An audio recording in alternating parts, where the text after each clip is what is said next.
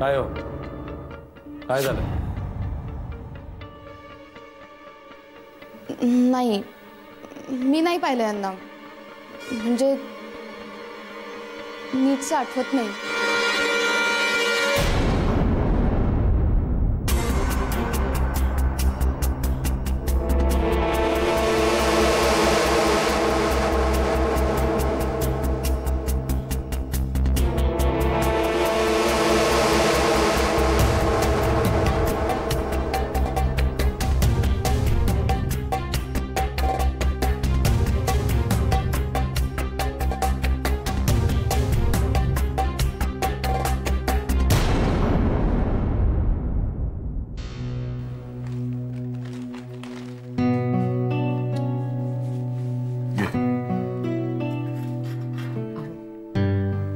आज पूनमला घरी सोडणार आहेत ना?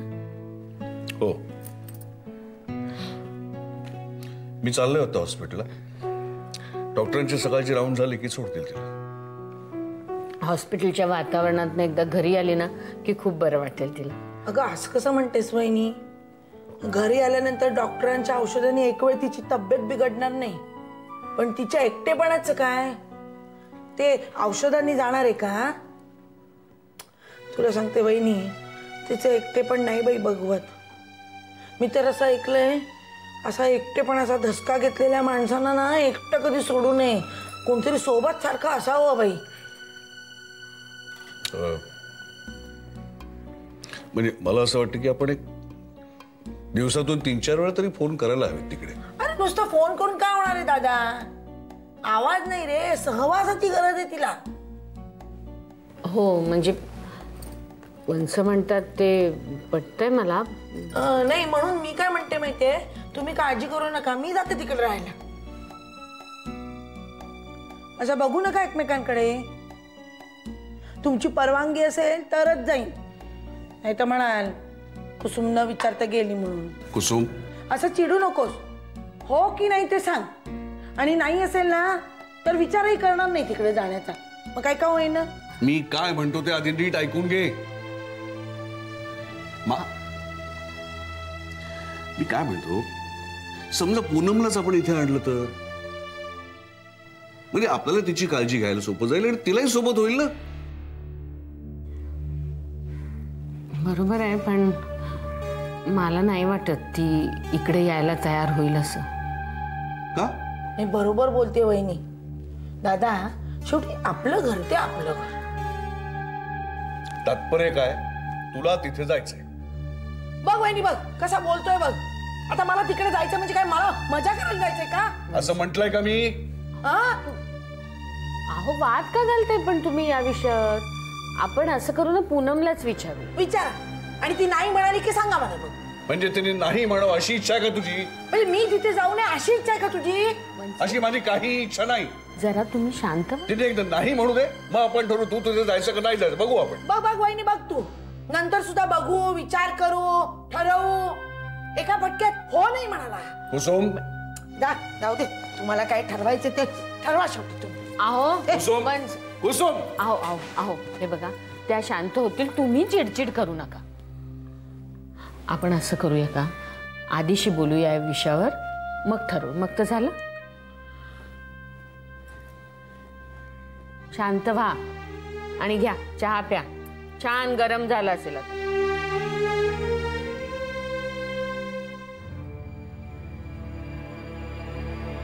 या,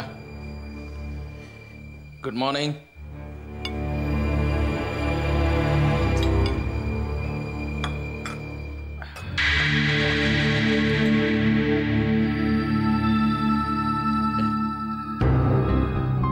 बा,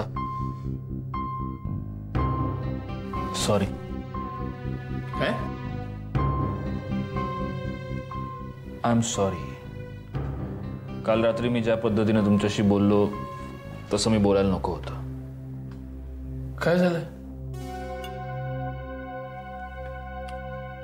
डॉक्टरला वगैरे बोलाव का? अरे काल रात्री तू घरी काही खाल्लेलं नाहीयेस, बाहेर जाऊन कुठल्या साध्या बोळ्या माणसाकडे काही खाऊन घेऊन आलास की काय एकदम सॉरी वगैरे म्हणायला लागलास काय? मी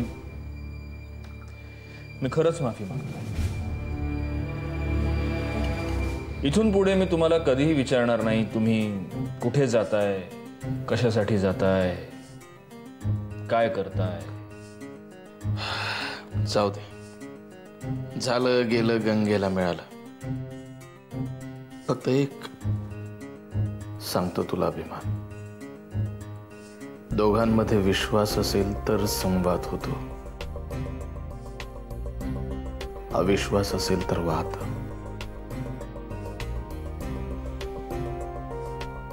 काल रात्री मला वाटत होतं की आपल्या दोघांमध्ये आता बहुतेक आयुष्यभर वाद. अविश्वास नाही, संशय नाही, काळजी होती म्हणून चिडलो होतो. जशी तुम्हाला नाही का माझी काळजी असायची, मग तुम्ही माझ्यावर चिडायचं. तसंच. बस बस बस, धन्य झालो. इतकं सगळं ऐकलं, धन्य झालो. आणखी काय पाहिजे का बापाला.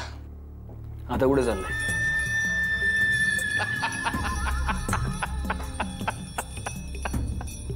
असं यापुढे कधी विचारणार नाही. आणि तू कुठे चाललास हे मीही तुला विचारणार नाही. पण मी सांगून जाणार, मी फार्म हाऊसवर जाणार. कुठे? येऊरला? कशाला? असंच सहज हवा पालट. नको नको जाऊस. का? दुरुस्तीची कामं चालू आहेत तिकडे, उगाच तुला धुळीचा त्रास कशाला. अच्छा अच्छा, दुरुस्ती चालू आहे का तिथे? नसेल सुरू तर सुरू होईलच. ठीक आहे ना, मी आपल्या घोडबंदरच्या बंगल्यावर जातो. जाऊ? घोडबंदरला जा, अलिबागला जा, पण येऊर सोडून कुठेही जा. हा, अलिबाग बेस्ट, मस्त. तुम्ही येत आहे? मी वेडाच का तू? बापांना घेऊन कोणी फार्म हाऊसवर जातं का? ही सगळी मोठमोठी फार्म हाऊसेस बापांसाठी बांधलेली नसतात. सुनबाईला घेऊन जा म्हणून सांगितलं असतं, पण ती आहे बेपत्ता. तिला तर घेऊन जायचंच एक दिवशी. काढेन, शोधून काढेन आणि मग घेऊन जाईन. चालेल.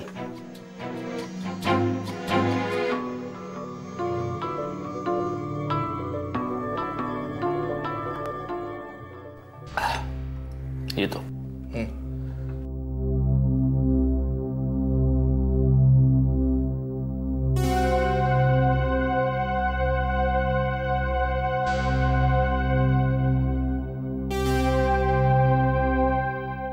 आणि तिथून जर कुठे दुसरीकडे गेलोच तर तुम्हाला फोन करून सांगेन.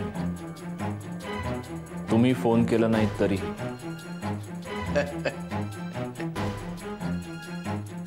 Bye bye.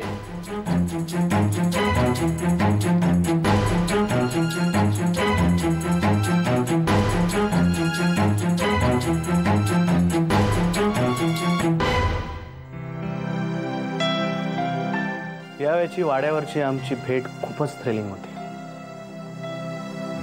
इंट्युशन्स, प्रयत्न आणि विल पॉवर या तिन्ही गोष्टी जुळून आल्या. विराज, एक क्लू 369. काही दिवसांपूर्वी हे 3 आकडे मनात धडकी भरवायचे, अशुभ गोष्टींची वर्दी द्यायचे. पण आता हेच 3 आकडे आपल्याला खजिन्याच्या किती जवळ घेऊन आलेत. मग आता कुलपाचा शोध कधी सुरू होणार? काळाच्या मनात असेल तेव्हा. असं आजोबांनीही सांगितलंय आणि खानविलकर काकांनी सुद्धा.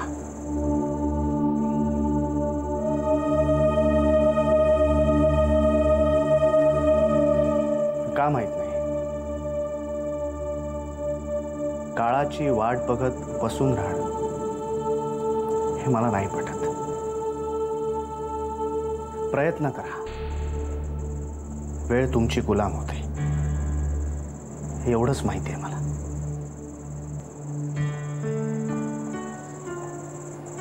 दृष्टिकोन माझाही विज्ञाननिष्ठच आहे, पण काळाच्या या योगायोगांमागे सुद्धा काहीतरी शास्त्रीय कारण आहे असं कधी कधी वाटतं. विश्वास असला तरी नसला तरी योगायोगांना आपण कधीच टाळू शकत नाही.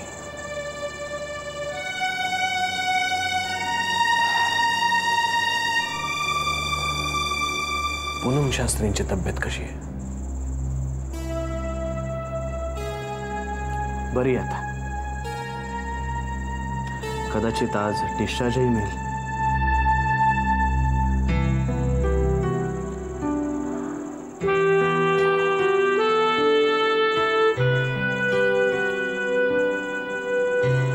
मिसेस सामंत काही बोलले?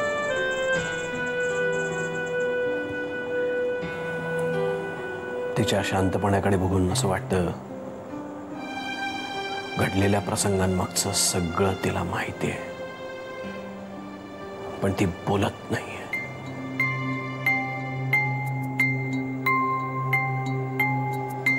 बोलते.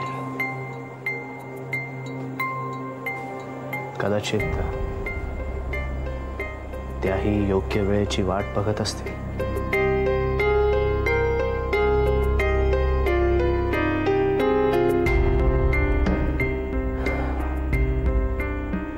आणि एक गोष्ट खरी, त्यांच्या जागी दुसरं कोणी असतं तर आतापर्यंत कोलमडून गेलं असतं.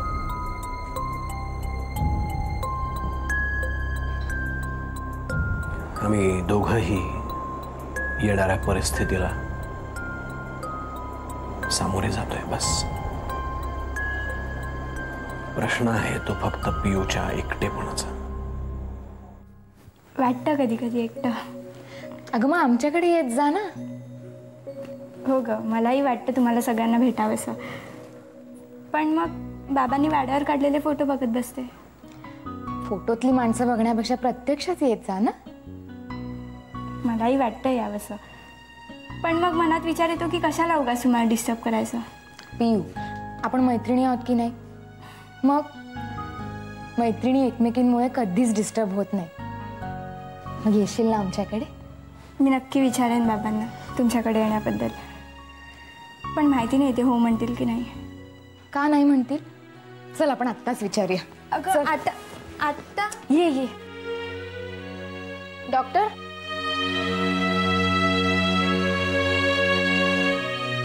आम्हाला राग आलाय तुमचा. का? काय झालं? पियू घरी एकटी असताना तुम्ही तिला आमच्याकडे का नाही पाठवत? नाही, तुम्हाला कुठे त्रास द्यायचा?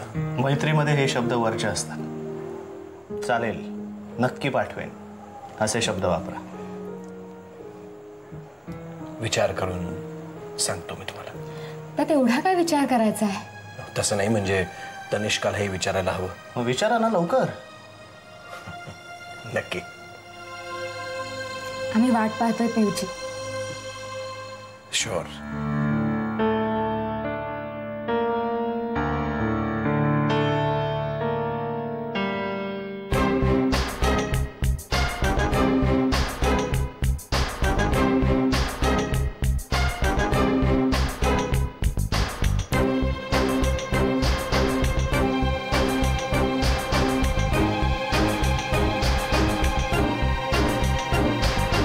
कुठे येऊरला? कशाला? नको नको जाऊस. घोडबंदरला जा, अलिबागला जा, पण येऊर सोडून कुठे? येऊर सोडून कुठे? येऊर सोडून कुठे?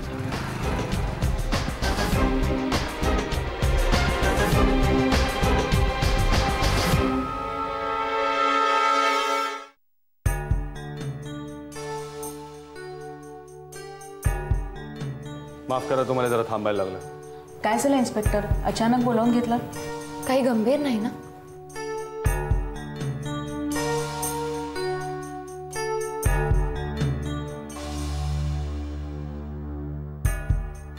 प्रकरण गंभीर नसलं तरी गुंतागुंतीचं झालंय. का, काय झालं? या चौकशीत आता असं होतंय की एक टोक सापडलं म्हणून ते धरून शोध घ्यावा, तर दुसरं टोक समोर येतं. म्हणजे नक्की झालंय काय? आमचा तपास पुरावा आणि लॉजिक वर चालतो. इथं पुरावे एक सांगतायत आणि लॉजिक काहीतरी भलतच. म्हणजे जसं प्रियाताई मामा गेल्यानंतर म्हणाल्या की खून सुलेखानंच केलाय, तर त्याच दिवशी सुलेखा तर ऍडमिट होती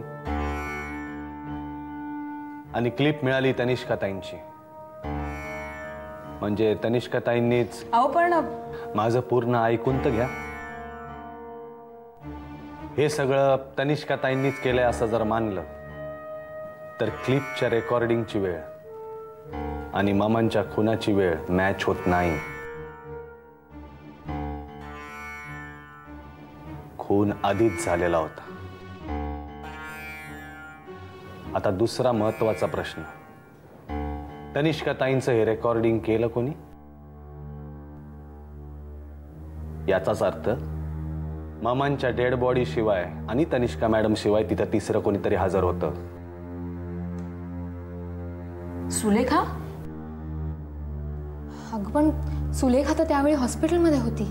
आणि चक्रावून टाकणारी गोष्ट तर पुढे आहे. काय? काही लोकांनी तनिष्का मॅडमले हॉस्पिटलमध्ये बघितलं, त्याच हॉस्पिटलमध्ये जिथे सुलेखा होती. हे कसं शक्य आहे? प्रियाताई, मी स्वतः जाऊन हॉस्पिटलमध्ये चौकशी केली. चला घटकाभर धरून चालू की तनिष्काताईंविरुद्ध खोटी साक्ष मिळाली, तर मग डॉक्टर विराज सामंतांले तनिष्काताई भ्रमिष्ठासारख्या फिरताना हॉस्पिटल जवळच्याच रस्त्यावर कशा सापडल्या? एक गृहीत धरावं तर दुसरी गोष्ट तेच खोटं ठरवते.